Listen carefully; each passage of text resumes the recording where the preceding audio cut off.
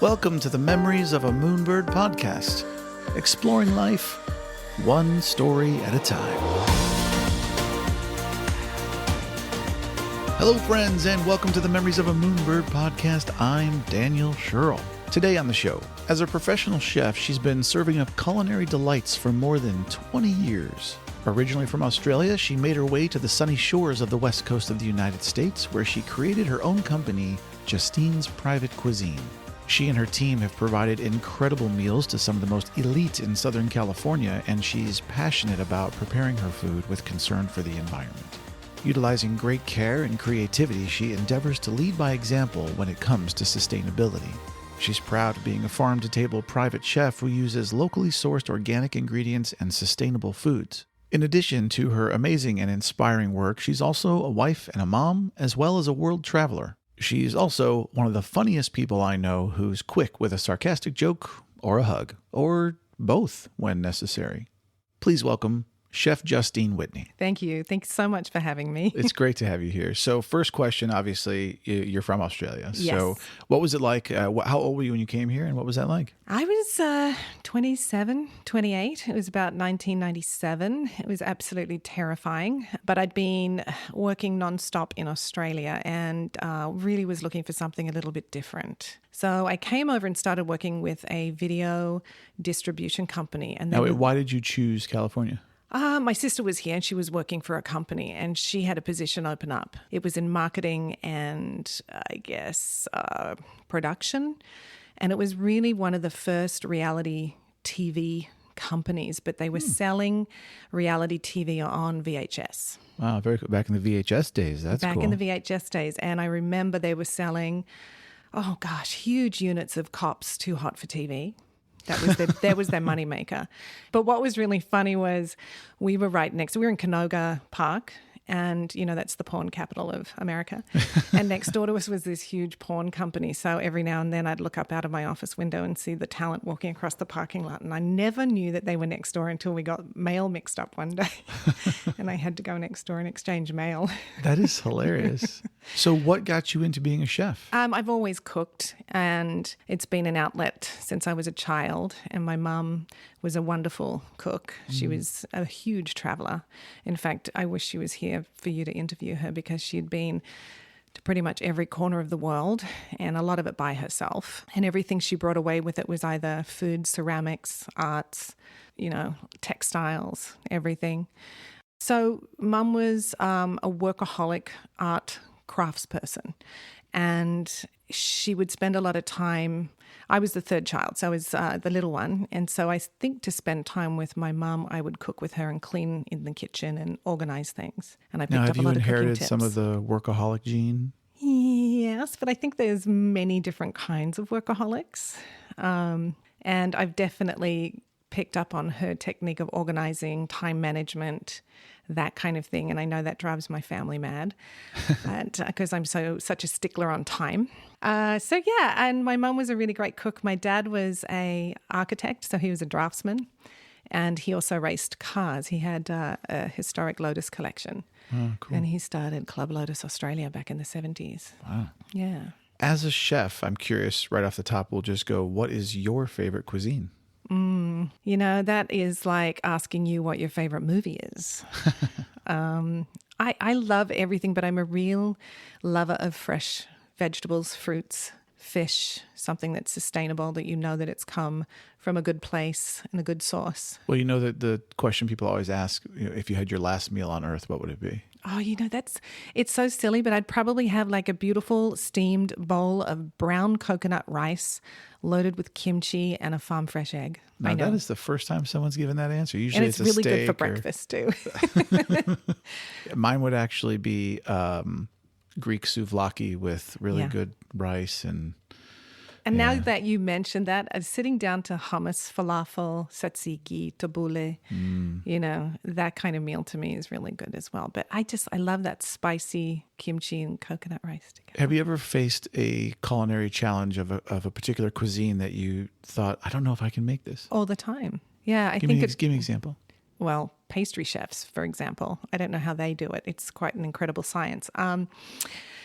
I think a lot of the time when I get contacted by new clients and they want something like in the past, now that I've done this for quite a few years, I've taught myself a lot of things, and through cooking classes abroad and just traveling, I've learned how to do certain things through research and R&D. But at the beginning, to start my business, I had to say yes to everything. So if somebody said, can you do this? Of course I can do that. And then I would go off to the side and learn how to do it and then go in and give it everything I had. So I'm not quite sure, like if somebody wanted me to go and do something molecular, I think that's really difficult. And I'm not a huge fan of it because I'm so into the fresh flavors, but some of that molecular gastronomy is quite fascinating. And I have played with it a little bit. I don't think the flavors are quite there, but there are chefs out there that execute beyond anybody's, thoughts. It's quite amazing what they do. Yeah, I did a job actually as a photographer in Portugal, where I was the director and photographer of the International Gourmet Food Festival in Portugal. Oh, and it was it was a different Michelin star chef every night for 12 days. Oh, why didn't you have me come along as your assistant? I didn't know you Hello. then. So a question, going back to your childhood a little bit, what was life like for you growing up in Australia?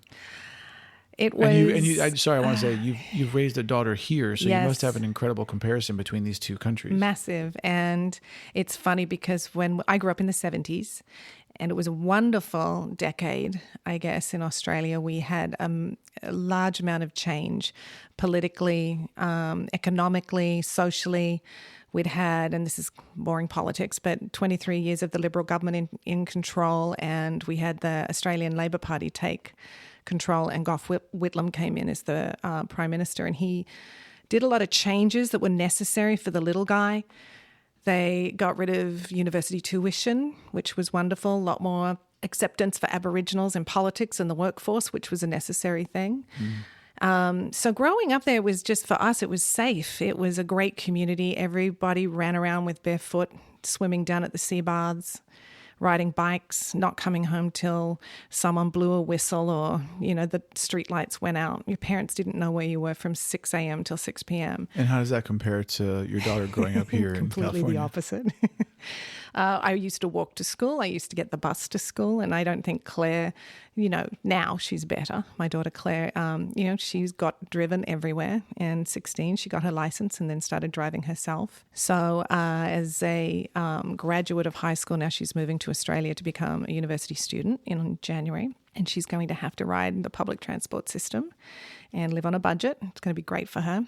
But with that said, last year the two of us went off to Paris for a week, and she figured out, because she speaks French, figured out the system, and we went everywhere on the subway and got around quite easily. So I don't have a worry in the world. It's also a very different time, It's very juxtaposed. So it'll be interesting to see what happens when she gets there. So you mentioned Paris. It's one of my favorite cities on planet Earth. I know. It's wonderful. Do you like French cuisine? Are you kidding me? Everybody, if you go to Paris, you need to go and do a cooking class at Le Foodist in the Latin Quarter with Frederic. Oh my gosh. We had the best day. Yeah. Fantastic city. That's awesome. Where was the first place that you actually traveled outside of your home in your life as a kid or young adult? Internationally, it was Bali. That is a heck of a first big trip. It was, because you could still smoke on the airplanes. So there was non-smoking and smoking. I remember those days. And it was ridiculous because you're inside of a tube and everyone smelled the cigarette smoke. Yeah. I remember we flew a specific Indonesian airline. And I remember them taking off, and there was people still standing, putting their luggage away. So it wasn't exactly the safest airline. But I do remember, I think I was 16 at the time, and the food in Bali is pretty fantastic. And the nasi goreng and just the noodles and the soups and everything. I remember going in and eating the noodles with the fried egg on top. It was really good. Yummy. When did you actually discover that you liked to travel and said, I think I love this? I think just as a kid, because we grew up in a very kind of middle-class Australian society. Like everything was, my mum did everything on the smell of an oil rag, because she cooked everything from scratch. Everything was about saving money and how you utilize the dollar to its maximum. So when we did take a vacation, it was usually by road, and it was usually to a friend's holiday house, beach house, where they'd let us stay for free. So everything was done economically. I remember one year we rented a motorhome or motorhome type thing. And we packed up the dog and the family and went north to the beach. And the first thing I think that happened was going over the harbour bridge and through the toll gates, and we knocked the skylight off the top of it. And then a few hours later, up in the bush part of the trip, we let the dog out to go to the bathroom and it disappeared. Did you ever find it again?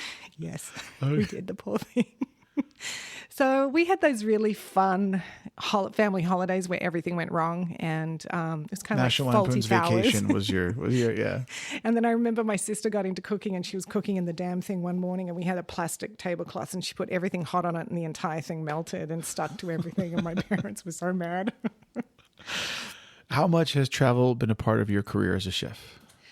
I think, just recently I've taken on some big clients and started traveling with them. It's really fun. It's a huge challenge, but I really like it because we usually are in one place. And so I can actually focus on that particular place as a restaurant and set it up in that respect, rather than every time I cater, I tend to pack up. And it's like moving house. You go in, it's a huge production. You pack up, you transfer, you unpack, you set up, you do what you need to do, then you repack. And it's a pretty big job. So when you travel, you're in one place, and it's a much easier production. So what's the hardest part about being a chef overall? I think probably you've got to have a lot of stamina. And I think about some of the chefs that have worked with me. I have one gentleman who was with me for 10 years, and he's now approaching becoming executive chef down at Pelican Hill. And his hours are just absolutely ridiculous. And I just feel like they work such long hours. It's hot. It's hard work. It's heavy work. It's very much, you have to be strong. You have to have strong willpower, and you have to know what you're doing. So you have to be on all the time. I think that's probably the hardest thing. It takes a specific cut of person and a certain personality. And a lot of people, it breaks a lot of people. Think about some of those Michelin stars that have, taken their own lives because of the pressure. It's a very high pressure job. Do you want to do it until you retire? Yes, but when am I retiring? That's the question.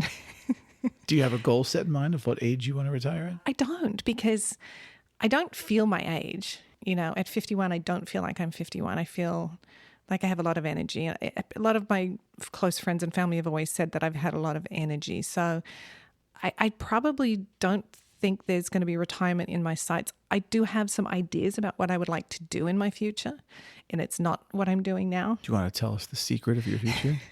I do have a little bit of a dream. I actually would like to eventually move back to Australia and maybe to the northern part of New South Wales and open a really cool destination cooking school, sustainable destination cooking school. I would happily come take classes at your school. Yeah, that and sounds I would awesome. love to bring out like the chefs that I work with now and some of the people I've met with over the years, and bring them out and actually do 2-week stints with them doing classes and showing. Like I have my chef right now is the most amazing lady, Violet, and she's known as the tamale queen in Los Angeles, and she has the best tamales on the planet. I'm just going to put that out there. So where are some of your favorite places that you've traveled in the world? Okay, so I think probably first time, of course, going off to Bali when I was young. That was really fun and brand new. I actually was lucky enough to go around the world when I was 20, and we went into Southeast Asia. That was really fun. I do love going down to Mexico, believe it or not. I love going down to Punta Mita and up into Sayulita, because Sayulita has that kind of beach town vibe that Bali had decades ago, if that makes sense, with the dirt roads, but it's actually quite clean, and they really take good care of their animals, if that makes sense. That's great. And they've got a lot of rescue programs and stuff like that for animals, which actually, when you go there, it makes you feel really good that they're doing something about that. I like you said, I love going to Paris. Paris is great. And then again, Italy. Getting to eat your way around Italy, there's nothing better than that. We actually got to meet Massimo Bottura, who... Oh, that must have been insane, because he is quite the personality. And he is awesome.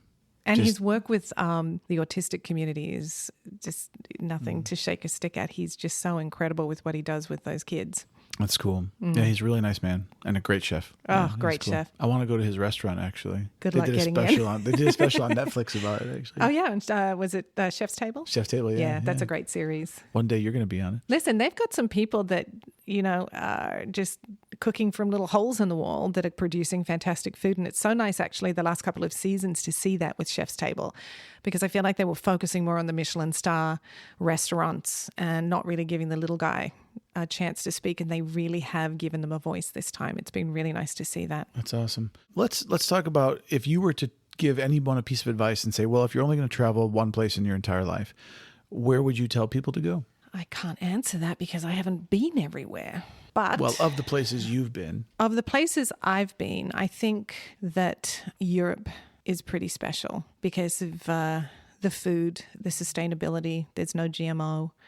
And you can literally come out of a city and be in an agricultural community drinking fantastic wine and have just fantastic food around you. I also believe that traveling in your own country is really good. Agreed. Very important too. It's a very good thing for people to do.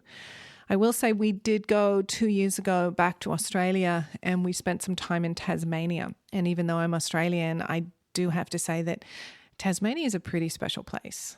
It's just above Antarctica. It's bloody cold. But I did a pretty fantastic cooking class down there at the Agrarian Kitchen and learnt some really great things. And just Hobart itself was beautiful, really. And it's really great to walk out in the morning and the sun comes up in that freezing cold harbour and there's this huge orange ice cutter sitting in the harbour and it kind of glows in that dawn light. It was quite fantastic. And we were lucky enough to be there during the time of a festival. It's called Dark Mofo. Great name. And it's all, I guess it's just anti-religion, if that makes sense, an alternative religion. And you go into the city and the harbour is surrounded by these huge neon upside down crucifixes. And a few people had some issues with it. There was a bit of media coverage about it. And there's a lot of very gothic people wandering around. But they have these food festivals and they bring in all the local wineries, breweries, farms, everybody you could possibly think of, like within 100-mile range, and do these incredible food festivals. And we went to what's hate called God, but they love food.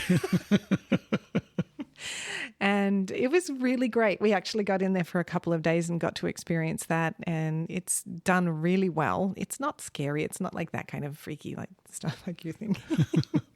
They're burning things, sacrificing. And that was really fun too. So I think Tasmania is quite special. Is there somewhere you haven't been that you really want to go? My mum went to Bhutan and it was had been recently opened at the time she went back in the 90s. I think it was the 90s, late 90s, it was allowed. They opened their borders to tourism. And they only opened, I think, for certain months of the year because of the terrain and getting in through the weather. There's a very mountainous, they're in a mountainous valley, so it's really hard to fly into. So she was lucky enough to get on a tour and go in there with some people for, ceramics. And I think she used to do a lot of archaeological travel. And she said it was probably the most incredible place she's ever been.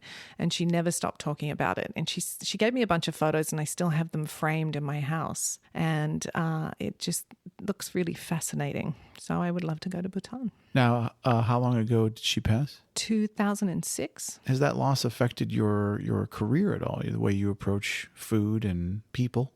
Yeah, I think sometimes I could channel my mum with certain things and how she would handle certain situations. Mum was very calm. She was really good at handling people. She never gossiped. She never talked badly really behind people's backs. She never transferred really negative information. So if things were going on around us, people's personal lives or issues or things that had happened, that she never really shared it with us as kids. She was very protective. And as we got older, we learnt things that had happened with friendships and that kind of thing, but we just always thought that everything was great. So I actually feel with certain situations with clients, channeling my mum helps me to keep a little calmer, be a little bit more diplomatic and not be so reactionary. Also comes with age. It does. So, My and my dad dad was was sorry, my, your dad. no, my dad was a peacemaker, and I think he very much felt, he and my mother both actually, always ask yourself the question, is it worth it? Was really what I got out of them, Absolutely. you know? Yeah. And I think about that a lot in situations that are tense, and I just go, okay, you know, at the end of the day, I'm not, Yeah. after I eat something What and is poop, your this is outcome going to going feel a to lot be? better. Yeah. It's not going to be good. So just forget it. My dad was he's very quiet and debonair, and he had a very wicked sense of humor though. So you'd get it, get him on a good side, and he'd like to tell jokes, and he was quite funny. So I think hopefully got a little bit of that. Definitely. I think knowing you, yes. Has the majority of your travel in your life been by yourself or with other people? Other people. Yeah, And definitely. do you like to travel by yourself at all? I do. I love it. I do like to travel by myself because I feel like I step out of my realm and my comfort zone more. And when you travel with other people, you have to take on all those personalities. I laugh because I've had some funny experiences and some not Do you so want good to share experiences. one? There's nothing really more to share than, everybody has an opinion, wants to do something different. So you have to find that balance. Have you ever had to overcome any kind of particular challenge while traveling that you're proud of? Proud of? Well, or have you just had to overcome a challenge? I think we did have a couple of hiccups the last time we actually went to Sydney. We'd booked an Airbnb and we flew up from Tasmania, and there was 4 of us, and we booked a 2-bedroom Airbnb in Sydney, and the guy had double booked it out from under us. So we were a little upset about that. And then, so we booked another Airbnb, and that was a disaster. So, I think having the patience to deal with that when you had 2 teenagers that were exhausted and also a little demanding with you. But we figured that out. I think also the best thing to do when you travel is learn how to use the public transport system when you're there, because that's going to be a really good way to get around. So I think sometimes when you get stuck somewhere. Well, I was actually going to ask you what is one of your travel tips for people, but this is great. So by all means. I really believe in the public transport system. And now with all of the technology with your iPhones and your different phones that you have, you can actually just pull it up and you can see which bus, which train, or how long it's going to take you to walk somewhere. It's so easy. With the iPhone, I don't know about Android, but the iPhone, you can now use your thing as your transport pass. You can just go beep right at the thing and you can upload it and do that kind of thing. And I think tips for traveling, I will say that the best thing you can do with travel is pack light. I get so frustrated when I travel with people and they have so much unnecessary load with them. And I'm one of those people, I just try to think everything out, plan ahead for each day. A lot of the time we'll stay in a place that has a washer and dryer. So you can wash and reuse. And the other thing too is you might get somewhere and it's really cold, so you could probably go and buy something warm or go into a secondhand store and get something, if you're on a budget. So packing light and being organized. The thing that kills me too with traveling now is the amount of technology people take with them.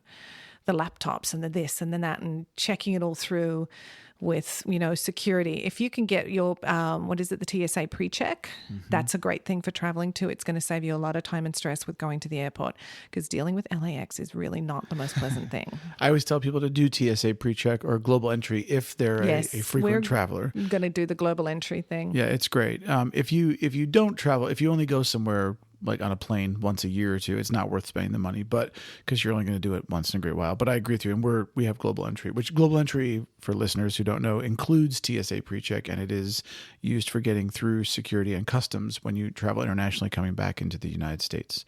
Other countries have their own programs as well. It just takes so much pressure out of that because with Los Angeles particularly, I mean, we come from 40 miles away because we're north of Los Angeles, and just sometimes getting to the airport can take you 2.5 hours. So if you get there and you can get through that security line really quickly. Now, I do have to say I am one of those people that takes a laptop and a lot of technology, but my excuse... I understand that with certain Yes, it's part of my job. So if it wasn't my career... Yes, drone cameras, all that. Oh, Lord. But I will say, if I didn't do this for a living, I agree with you, and I would not take all that stuff. I would probably take only my iPhone and my iPad and leave everything else at home. Because I'd have my iPad on the plane to watch movies and read and stuff, and then my phone for camera, and I wouldn't take anything else. And the other I'd take clothing, but... Yes. And the other tip I probably would give would be don't pack an hour before you leave. Yeah. And I talk to people a lot about research, and one of the things I talk about is definitely check the weather forecast starting the week before you leave and watch the weather trends and see what's happening. Because if you're bringing shorts, but suddenly there's a drop in the temperature and the whole time you're going to be there, it's going to be 58 degrees. You don't need shorts. One less thing to pack, So I'm leaving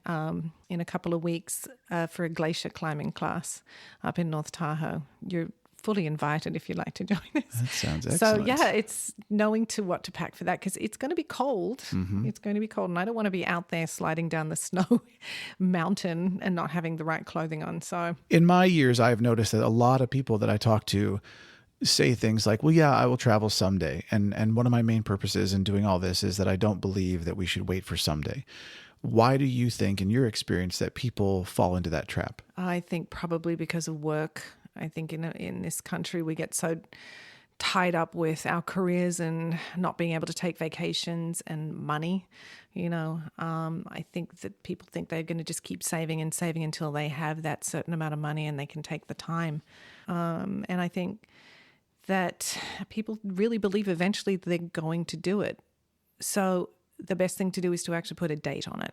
Looking back on your life, your 51 years of incredible experience, what kind of wisdom would you impart to other people about travel? I think given how travel has, moved into this fast-paced, anybody can do it, let's get from A to B as quickly as possible, I think that the best thing that you can do is just have patience. Respectful of your fellow passengers that you're traveling with, respectful of the people that are operating the aircrafts and whatever's going on wherever you're traveling, because we tend to be so impatient these days and it's all about me, and getting to my seat and stuffing that onboard bag on instead of checking it and holding up aircraft, that kind of thing. I've got friends that are flight attendants and they tell me horror stories all the time. Years ago, decades ago, we used to have such a different approach to traveling. It was just, you would dress well, you were polite. It was, just a completely different experience. But now it's just become such a rat race with travel. I actually talked about this in one of my posts where I did some math for people and I showed them some real life statistics that we take very much for granted. Airplanes, mm-hmm. that, you're leasing this space and people take it for granted. They feel like it's their living room. They don't appreciate that they're going at, 600 miles an hour or whatever from A to B. And I told someone as an example, if you want to fly from New York to London, that is the only way to get from New York to London unless you're going to take a boat. And if you take a boat from New York to London and you're piloting it by yourself, that's a 2 to 3 week, or whatever it is. It's an extremely long, dangerous journey versus you just hop in this tube and 5 hours later you're in another country. Right. So I try to remind people of that yes, we live in a modern day and yes, there's all this technology and yes, we have this incredible way to travel, but be kind and be respectful and just try Absolutely. to be a better passenger. And think about the people that are, working on those aircrafts too. They're there for your safety. Mm-hmm. They're doing things for a reason. And yeah, we've experienced, my biggest pet peeve is when the flight lands and everybody jumps up out of their seats and, they have to be first off. It's like, just sit down. We're all going to the same place. Anyway, I will say I was very lucky when I was 19 and I was traveling around the world with my dad and my sister. He surprised us and we flew. So we went through Southeast Asia and then across to San Francisco, drove down Highway 1. It was in 1989.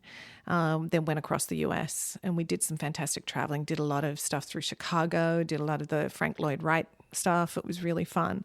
But when we got to New York, he kept saying to us every time we got on the airplane, please dress well for the flight, be respectful.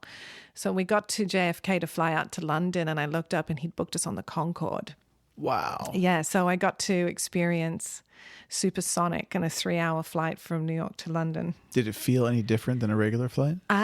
It was really small. It's 129 seats, very comfortable. And my dad, the backstory was he'd actually had some aunts that were very good to him and actually helped raise him. And he took them in and took care of them when they were elderly. So they left him a little bit of money.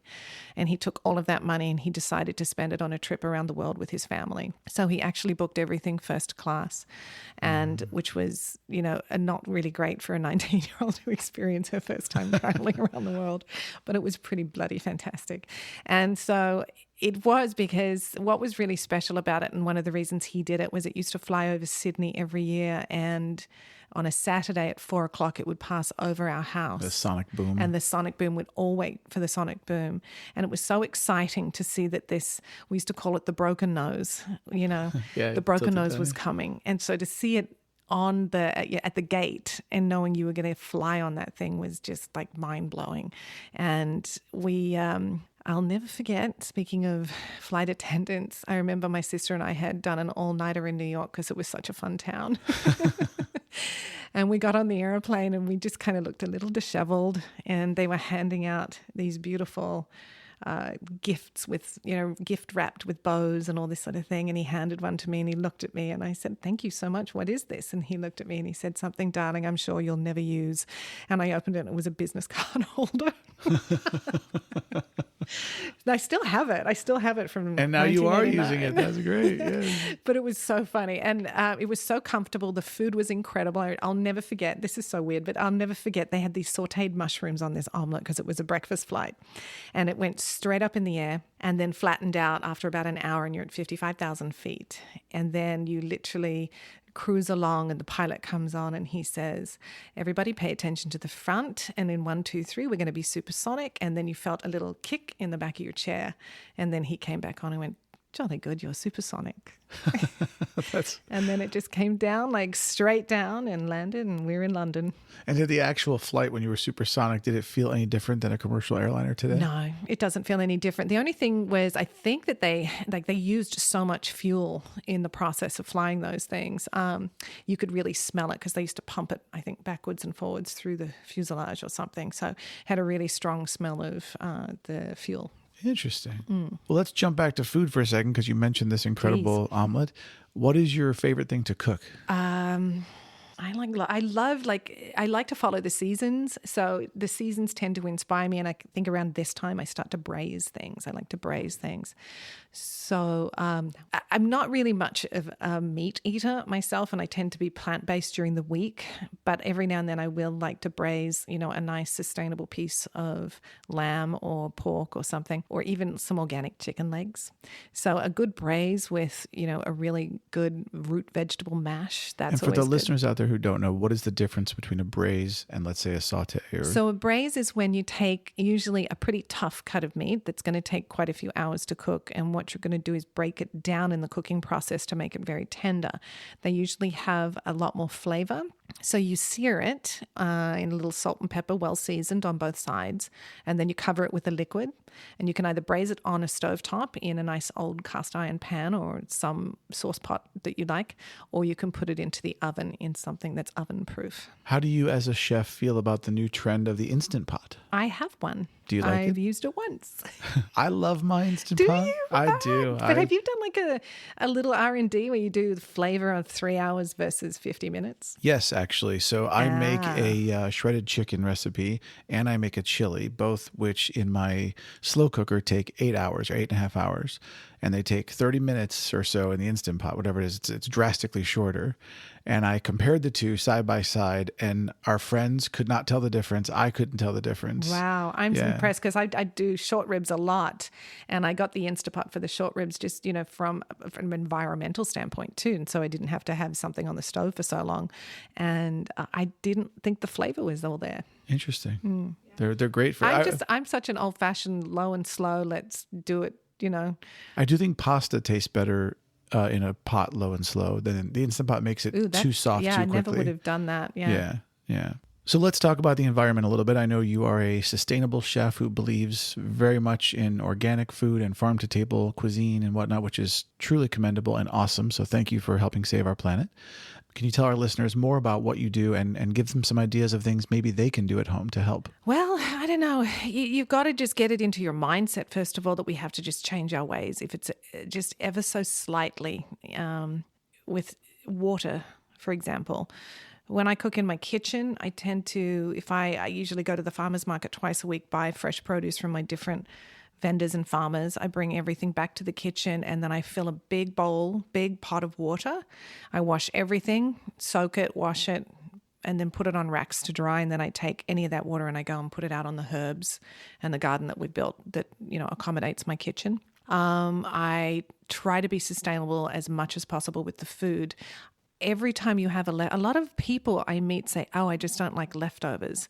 And the food waste that we have is so massive. I don't understand that because I reconstitute leftovers all the Everything. time and I make great dishes out of it. There's so many people out there that are working 3 jobs to feed their families. And, you know, we have so much food waste. It's incredible. And there's so many different things that you can do.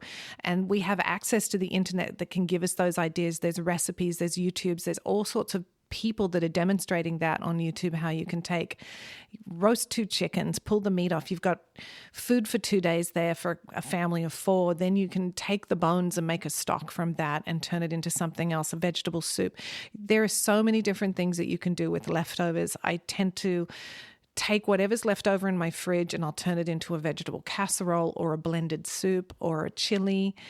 All sorts of different things you can do. I actually have 2 big compost heaps, compost bins that all of my vegetation. I have certain paper materials that are compostable that go into that. All of that goes onto our vegetables and our fruits, our herbs and our fruits as well. We have fruit trees too. So anything that you can reconstitute that doesn't have to go into the bin, I mean, that to me speaks volumes. Instead of it going into a landfill, you're turning it into something else and putting it back on the garden. If you can save water, that's a big thing. It's lots of little things, going electronic instead of paper. I mean, we used to, as a kid, we were very environmental as Australians. It was just something we did. We had a different bin for plastic newspaper. We had a trash bin, and then we also had a glass bin. And I'll never forget trash days on Monday nights because we lived below the road, 2 flights of stairs down, and Mum would be like, can you take out the trash? That's like 5 trips with these big bins, you know. But it really taught us. It really taught us that, you know, you separated, so they recycled everything. And we had a big compost pile that was full of worms, which is absolutely terrifying to me because I have a worm phobia.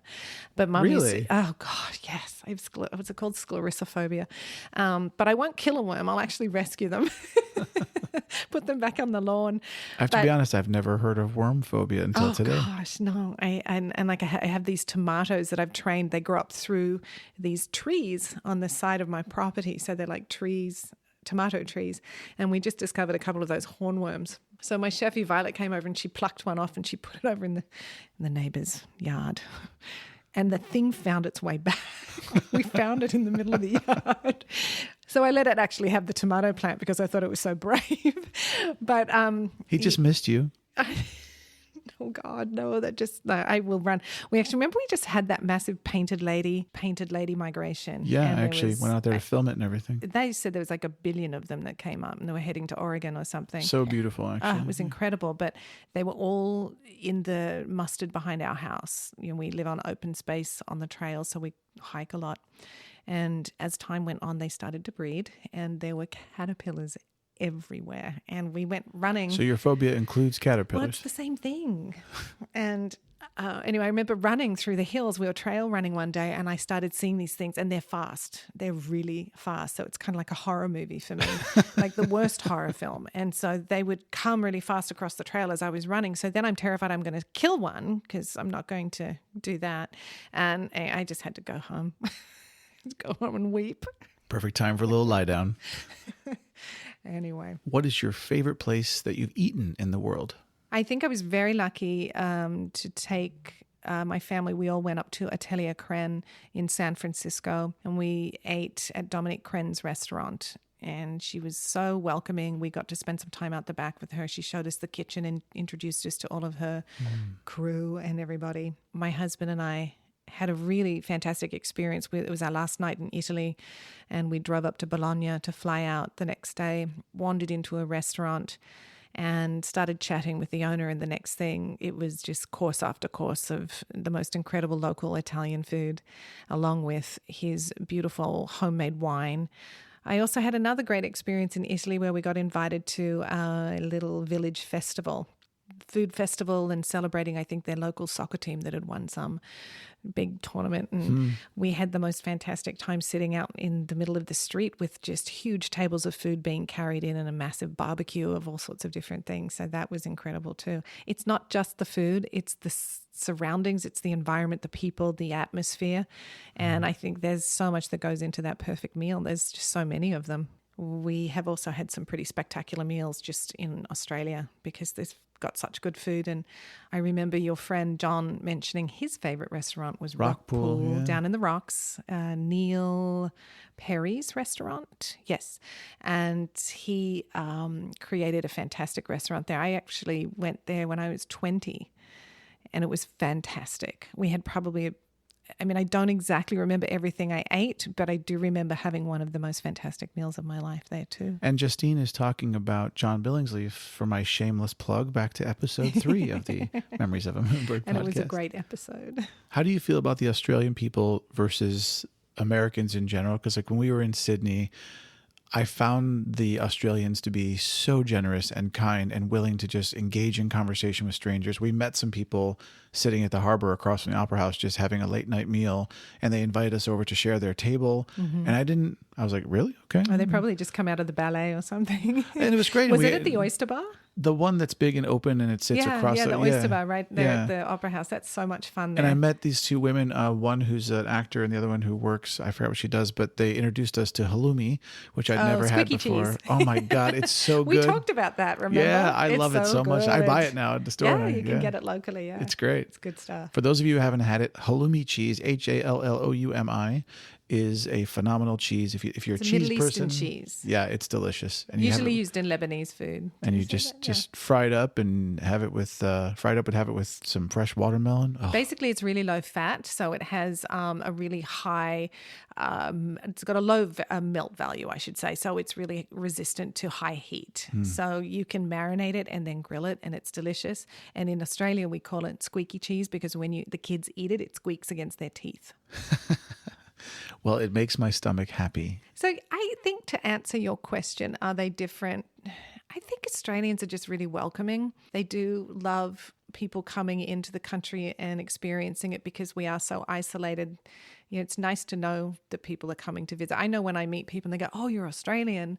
And I ask, have you been there before? When they say yes, there's a kind of excitement about, yes, I made it to Australia. Yeah. So we feel the same way when people come to visit Australia. We love to have those visitors and love to have, of course, good, good reports of it, I guess. We have great food. We have great beaches. We have great climbing, forests, the bushland. Hiking, national parks, everything. It's Blue incredible. Mountains. There's so much there, just like here. But I don't know. I think that the Australians are very open and very welcoming. The Blue Mountains is one of my favorite places on the planet. Three Sisters, yeah. I did a whole post on the website, actually. You did? Yeah, it's lovely. Yeah, it's, oh man, I just took my family there and we did have you ever done the 3,000 steps? No, but we stayed in Katoomba and we did do the thing. I think it's at Scenic World where you go in the glass bottom. The Skytram? Skytram, yeah. And it's a glass bottom. That was awesome. Awesome. So my Nana lived right off of Echo Point. And we used to go up and visit, every other weekend. To drive up to Katoomba was a big deal because it was 2 hours. And when they didn't have a motorway in process, to get up there back then, they used to have the old hairpin bends up the mountain. So Mum used to flatten out the back of the station wagon, put blankets down, and we used to sleep on the way up. And to go to Katoomba was such a big deal. Now it takes an hour and a half on the motorway and it's nothing at all. It's great. If you go to Australia, go to Katoomba. It's awesome. Katoomba and Echo Point. I love to ask people, what's your whoopee? What's your one security blanket item that you always take with you whenever you travel, no matter what? It's easy, that question for me, because it's my pillow. I am a terrible sleeper. And when I travel, I think that's probably the worst part about travel is time zone change and making sure that you have enough sleep that you're able to enjoy every day when you travel. And so my pillow is my savior because then I could sleep on the floor. I could sleep on a couch. Now, is this a special childhood pillow? No, it's just what I'm used to, and I've had this pillow since I met my husband. It was his pillow and I stole it. And the beautiful thing about it is because of the way it's made, I can wash it and I can put it in the dryer. So it's not like it hasn't been washed in 21 years. So it's very clean and it's very comfortable, and it rolls up and goes in my suitcase, no problem. And then the other thing, of course, would be my sharp knives, because wherever I travel, we usually... Now, TSA might have a problem with you bringing those through I have security. a story about that in Paris, actually, going into the Louvre. No, I always put those into my onboard luggage, and I always write that I'm a chef and that I have knives, but because I've got some pretty good knives and they're pretty sharp. And sometimes I'll carry a stone with me as well, just in case, because we do go and stay in places where we're set for a week or two, and I will cook a lot. And I do like to cook wherever I travel. I like to go and buy from the local markets and go. So you're saying you take your knives wherever you travel? Anywhere I go. Not just for work or whatever? Everywhere, yeah. That's cool. Yeah, even if it's just sort of local trips, I'll take my knives. And if something goes down, you're prepared. Can always cook. So, Justine, if you were going to open a restaurant somewhere in the world, it doesn't matter, but you could only serve one dish, and this was like your specialty dish, what would your restaurant be called, and what would you serve? First of all, I'll never open a restaurant. Why? Because it has a 200% failure rate. Wow. That's so hard because I have so many favorite things on my menus. Nope, you got to choose one. I think probably my biggest seller is just a very simple dish. It's a salt and pepper prawn, and we used to eat them when we were kids. We'd go to dim sum, yum cha, for breakfast sometimes on Sundays, which is just so fantastic to go and do. And they have these salt and pepper prawns, or in Australia it's mostly salt and pepper squid, and it's just fresh seafood and dusted with a light flour, salt, pepper coating, and then flash fried. And you can serve it with any really great chili sauce, sweet chili, or a squeeze of lime, something like that. And that I've actually even taken that off my menu over the last 20 years, and people say, what happened to your salt and pepper prawns? So it's on the very top. It's the first thing posted on my menu. Now, what would you call your restaurant? The Lazy Chef. No, I'm kidding. I'm always thinking about how you can do things that cut time, cut power, the use of power, water, that kind of thing, but gets the same results. So, I honestly don't know what I would call my restaurant because, as much as people say open a restaurant, I know that I never will open a restaurant. So I don't know. That's a tough one. I don't know. Honeybee? Honeybee where we serve prawns. I don't know. It's hard. It's a really hard one. Well, I hate to break this to you and make you sad, but I actually don't eat seafood. It's not an allergy thing. I just don't like it. One of my best clients and regular clients, I've been working with her for about 18 years. She despises seafood and fish, and I made her try my salt and pepper prawns, and she liked them. Really? Yep. I will say, when I was at an event you held once, there was a woman there working with you that made fresh sushi. Oh, Gab. Yeah, she's in Hawaii. Yeah, she was an amazing sushi chef. Yeah. And she made a fresh, what was it, salmon roll or something and Jolene had tried it and she said, you should really taste this. I know you don't like seafood, but you should. And I did taste it and it was fantastic. Raw fish has a very different flavor to cooked fish. It's very mild. Depending on the cut, it's very mild. I do sell a lot of sushi grade ahi, and I sell a lot of sustainable fish. So it's probably one of my biggest pushes, I think, with my menus is I stay away from certain kinds of fish that are overfished or endangered. And I guess, just as a regular thing, everybody should keep up on the Dirty Dozen and regularly check the list of what's good and available and, what's actually not good at the time, because it changes continuously. And I think people should also be aware of how things are made and processed and try to do a little research. When we were in Scotland, we took a boat tour up in the Isle of Skye, and they took us past an actual Westeros? Westeros? That's Game of Thrones. Westeros. That's the only place I'll get my salmon. Kidding. Westeros is from Game of Thrones, the town. Well, Westeros is a really fantastic organic, sustainable farm. It's the only place I get my salmon. That's so funny, though, that you said that. So we took this tour Huge Game of Thrones. We took this boat tour, and they took us past an actual salmon farm where they have the big net that's going down into the water, and there's like way too many fish in this small contained space. That doesn't sound right, because the Westeros place, if you look it up, it's westeros.co.uk, and they actually have these massive pens, and they only farm a certain amount of fish per year. And the way that they take care of it, they're sponsored by the RSPCA, which is the equivalent of the ASPCA. And their product is really quite fantastic. And they really do take care of the product. So I am a big fan of them, but not Westeros. Westeros, it's Westeros, just to confuse everyone. Is that 2 words? Westeros, I think it's 2 words, yeah. It's a great... That's really funny. It's funny. So, Justine, I recently started a new tradition on the podcast, which is called 299 Philosophical and Life Questions with Moonbird. And what it means is I have collected, through friends and family and the internet, 299 of the best philosophical and life questions. And I ask every interviewee to pick 2 numbers between 1 and 299. And I'm going to ask you those 2 questions. I'm going to blindside you here, and you have to, if you so please, you have to answer them. Okay. Live and without a net. Here we go. So pick your 2 numbers. What would you like? 4 and 244.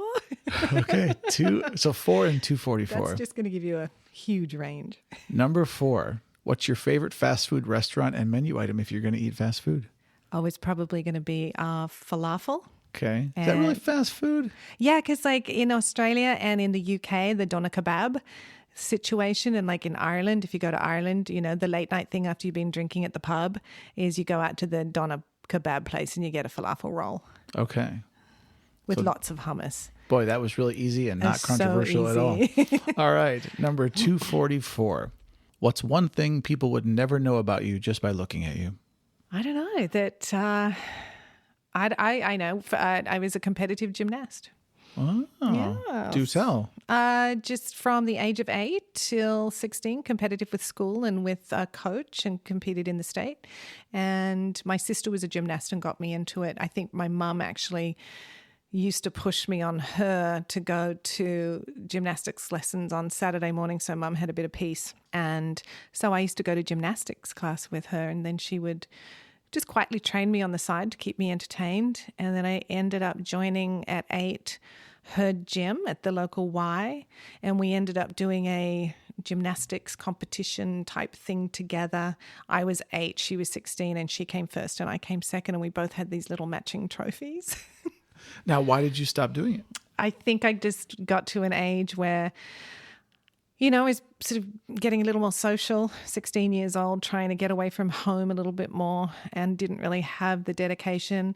You also get to an age with gymnastics, if you're really going to go big time competitive, you really have to push, and it becomes a lifestyle that really wasn't my cup of tea. I know we had talked briefly about losing a parent, and I wanted to ask you, what do you feel is the most profound lesson you got from that experience? There's this sudden feeling. I think when I lost my mum, it was this such finality, and it happened so fast because she'd been diagnosed with colon cancer, but by the time they found it, it was in her liver, and she was gone within 9 months. I guess knowing that there was no more communication, and you couldn't just have a conversation with her. I couldn't ask her about food and recipes. I was lucky enough to get a couple of mum's old handwritten recipe books because she wrote everything by hand. And they're quite beautiful because she had an old electric stove, and sometimes she'd leave the stove on and put the book down, and so it's got some nice round black coil marks seared into it. It's quite endearing. And I think that it really changed our family dynamic, which was quite sad. And my mum was such a special person. Her travels were incredible. She went through every country, and she loved China. She loved going into Asia, and she loved the people. She did a lot of travel on her own because she really got to experience things, and she came out with some of the funniest stories. And she loved India. She loved Iran and the Middle East. She wasn't one to stay in a nice hotel or go to Paris or go to Rome or go to New York, whereas my dad was. He wanted to stay at the nicer places, and Mum's like, nope, let's just stay in a hut, I remember a yurt. I remember we met Mum for a meal in Hong Kong in 1989.